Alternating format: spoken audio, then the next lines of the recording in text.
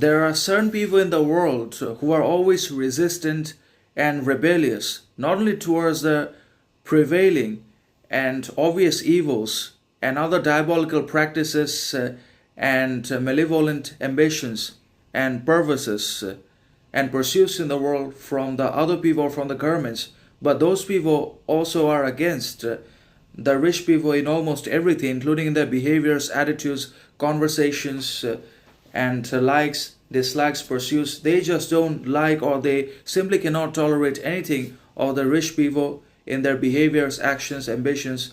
It could be anything. Not because either is good or bad, but because there is obviously a lack or an absence of recognition of who we are, what we are not, what we represent, what we don't, and what kind of repression we're avoiding or we're running away from.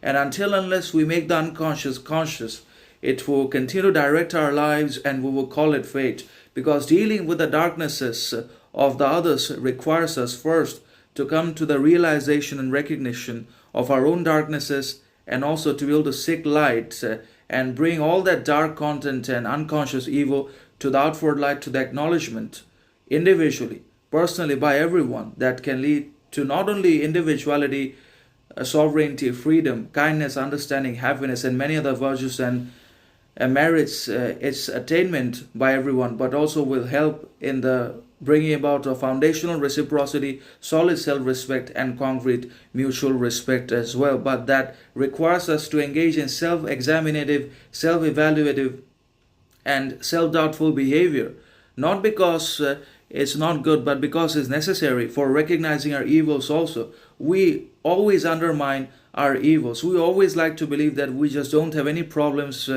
injustices, bad behaviors, that we are just not capable of any badness, wickedness, evil in the world. So we just don't want to see or recognize the capacity, capability, not only for all the goods and virtues in the world which we have achieved or which is still to achieve in the future, but for all the bad things also. We don't believe that anything about us, our actions, behaviors, habits, could ever be unjust, unfair, unacceptable. And that is clearly the basic unconscious behavior at play, because we're led and governed by all the shadow material we refuse to see, and we refuse to acknowledge and bring to the light about ourselves.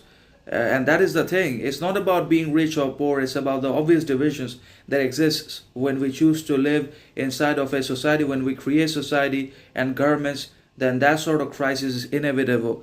And in democracy, that is more rampant than